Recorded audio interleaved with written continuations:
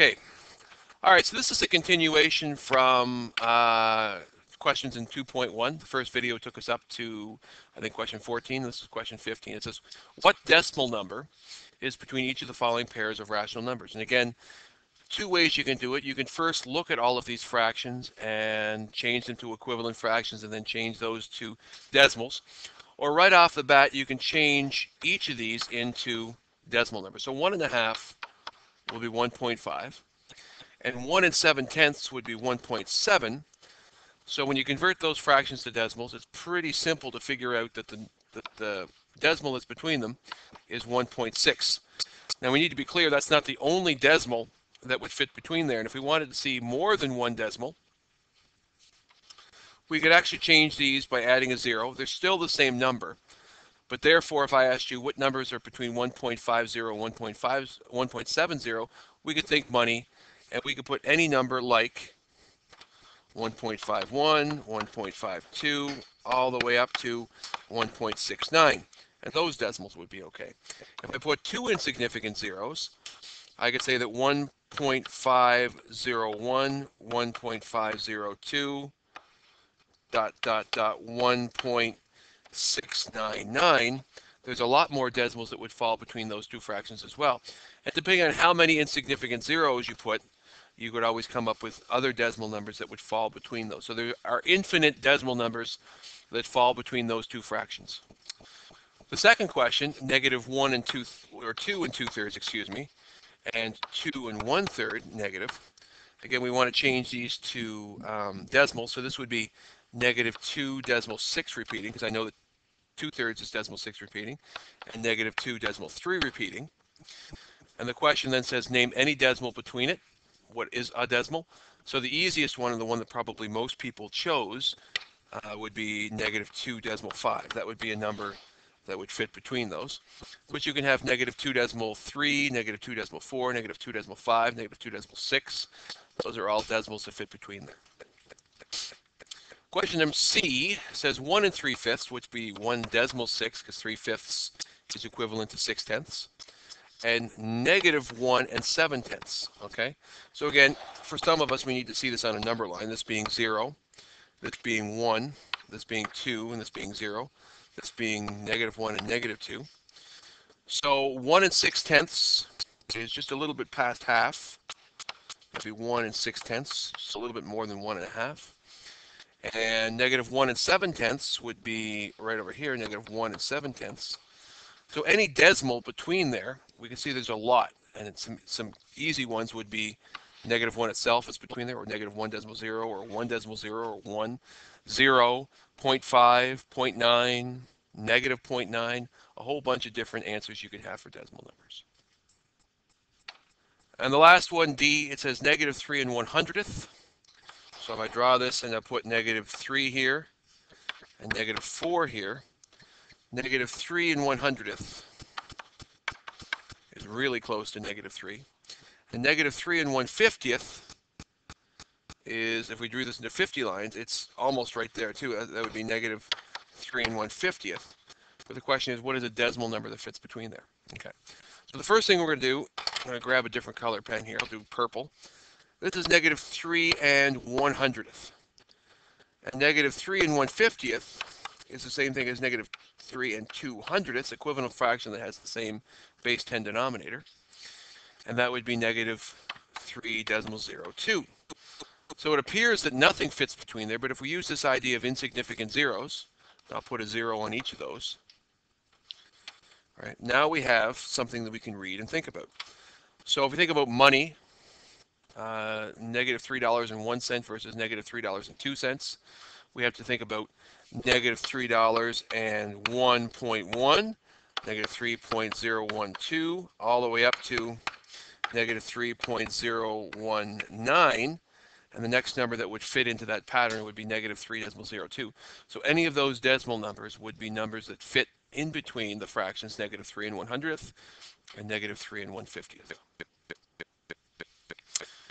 Question 16, it says identify a fraction between each of the following pairs of rational numbers. So again, we're looking for fractions this time, so we're doing the opposite of what we were doing. So in order for us to do A, we need to read those decimals properly. That's 2/10 which would be written as 2 over 10, and 3/10. So this is the same question. Find a fraction between 2/10 and 3/10. Now, I don't know of a fraction that fits between there because I can't say 2.5/10, although that would be a real answer. But what I want to do is I want to examine them as equivalent fractions with more space between the numerators. In this case, if I multiplied it by 10 and multiplied it by 10, and multiply this by 10 and this by 10, I'd create equivalent fractions, 20/100ths and 30/100ths. And if I write that, then I can see a whole bunch of fractions between there. I could see 21/100ths, 22/100ths, all the way up to 29/100ths. All of those fractions would fit between 20/100ths and 30/100ths, and therefore would be fractions that would fit between 2/10 and 3/10. B, what are fractions that fit between 0, and again on a number line there's 0, and -1/10, which would be -1/10. Okay, so this time we want to look at any fraction that is really greater than -1/10. So -1/10 would look like this, and we'll put 0 over here. So if I was to put zeros on top of that and say what are fractions that are between -10/100ths and 0, then we would say, well, -9/100ths, -8/100ths, all the way up to -1/100th. Those would all be parts that would fit in between there. And any of those fractions would be fractions that fit in between 0 and -1/10. The next question, C, is probably one of the easiest ones because you don't really have to think too hard about this. This is -74/100ths and -76/100ths as a fractions. And the only one that's, you don't have to think about anything equivalent because -75/100ths is something that would fit nice and neat between there. So your answer for that is -75/100ths, or in lowest terms, -3/4. And the last question, 52/100ths negative, and -53/100ths. Again, it doesn't look like -52.500ths would work, but we don't want decimals in our numerator. So we're going to tack on a couple zeros here. I'll use red to put the zeros in there, make equivalent fractions. So -520,000ths and -530,000ths would mean that -521,000ths would be between there, -522,000ths would be there, as well as -529,000ths. Any of those fractions would be okay to see it as fractions in between those two decimals. Oh, how exciting. Question 17. Identify a mixed number between each of the following pairs of rational numbers. So I know that as a decimal, 1.8 is going to be a decimal that fits between there. And since we're looking for mixed fractions, that's 1 and 8/10, or in lowest terms, 1 and 4/5. So a mixed fraction that fits between there would be that. But there are more than that as well. Again, let's look at it if I looked at it in fraction sense. So 1 and 7/10 and 1 and 9/10. We know that 1 and 8/10 is true, but let's see if there's more. If we tack on those zeros there to make equivalent fractions, we could have said 1 and 71/100ths, all the way up to 1 and 89/100ths. Those would all be mixed fractions that would fit between those two decimal numbers. Okay, rather to preserve everybody's mind, we're going to do one last one. We'll do this one right here. This one seems to be the more complicated of the two. So -3 and 3/10, and -3 and 4/10. What is a mixed fraction that fits between there? Again, if I tack on my zeros, those are still equivalent even though they are different fractions. So -3 and 30/100ths is the same amount. So any mixed fraction you wanted to choose, like -3 and 31/100ths, would be a mixed fraction between there, all the way up to -3 and 39/100ths. Okay, all of those would work. Question 21 says the table shows the average early morning temperatures for 7 communities in May. And there they are there. It says write the temperatures in descending order, meaning from warmest to coldest. So I'll just use 1, that's the warmest, 2, 3, 4, 5 is the next warmest, that is the next warmest or coldest, and that is finally 7, the coldest temperature. It says which community has an average temperature between the values of Whitehorse and Churchill. So Whitehorse is 0.6 degrees Celsius, and Churchill is negative 5.1 degrees Celsius. So which community is between those two? The answer would be Yellowknife.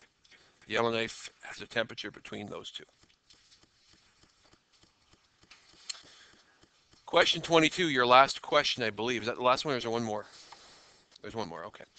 It says replace the purple box with greater than, less than, or equal to make each statement true. So negative 9/6, is that less than, equal to, or greater than 3/2? So in order for us to compare these, notice how the negative symbol's there.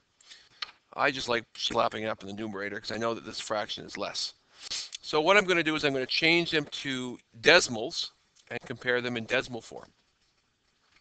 So if I take my handy dandy calculator and I go, what is 9 divided by 6? It's 1.5, so we have negative 1.5. And if I was really not that bright, I'd go 3 divided by 2, and it says 1.5, so that's negative 1.5. So negative 9/6 and negative 3/2 are the same, so your answer for A is they are equal. For B, negative 3/5 I know is negative 0.6, and this is negative 0.666 ... to infinity. So which one is larger? Remember, in this case, the closer it is to 0 when it's negative, the larger it is. So this is larger, which means we have to eat the negative 3/5 because it's the larger of the two numbers. A lot of people would put the other one because there's more 6's, but remember, when it's negative, the smaller it is, the larger it is. With C, we have as a decimal negative 1 and 3/10 versus, this is a complicated one, this divided by this will be a positive 1.3. This negative symbol here makes it negative. So we have the exact same number when we, that looks confusing, when we convert the two. So because they're the same thing, we have to use an equal sign between them. They are indeed the same value. That's a complicated one. In the next one, I got my decimal already, so negative 3.25 versus negative 3.2 because 1/5 and 2/10 are the same. Which one is greater depends on how close it is to 0 when they're negative. This one is closer to 0, and therefore it is the larger of the two. The next one I need a calculator, I think, because I'm not that smart. Well, I might be that smart, but I'm not that smart. I'll pretend I'm not that smart. So I'm going to take the calculator, and I'm going to convert 9 divided by 12 into 2/3. 0.6 repeating. Negative. And 11 divided by 15 is 0.73. Repeating. It's recording. That little line's going, the decimal's going. Don't you tell me I'm not recording. Can you hear me now? Yes, you can hear me. I'm recording. So again, of these two fractions, whatever closest to 0 is the larger of the two. This is the larger of the two, so therefore I use my greater than symbol. Have me saying, I'm not saying you can destroy, I'll destroy you all, unless it's not, oh my God, I'm recording. So negative 2 and 5/6. We're going to change these both to decimals. So 5 divided by 6 is 8.3. So we have negative 2.83 repeating versus 2 and 7/8. Now I know what this is. This is negative 2.875, terminating decimal. Which one is closer to 0 is the larger of the two. This one is larger, and therefore your symbol is that. Question 30, your last question, says determine the value of x. Now, I'm going to do it using two methods. There's three methods to use. There's unit rate, when you did ratios and rates last year in chapter 2 of grade 8. You could do any one of these methods. The first method, what did I multiply negative 5 by to get negative 10? The answer is 2. So I can multiply that by 2 to get x equals 8. Now, that is one method using proportional reasoning. So these are really proportions, and we're solving for proportions. So if you know that that's the case, the easier method you learned last year was the algebraic method. So if I take b and say what number over 3 is equivalent to 6 over negative 9? Now I know I multiply this by negative 3, and I can multiply this by negative 3. What number multiplied by negative 3 is 6? That is one way to do it. But a better way to do it is the algebraic method. So when you have a proportion that you're solving for a missing value, cross-multiply across your variable to get one part of an algebraic equation. In this case, negative 9 times x is negative 9x. Then on your other side of the equal sign, multiply 3 by 6 and get 18. What you end up with is a very simple one-step algebraic equation that you can isolate the variable using your finely tuned algebra sense and get x equals negative 2.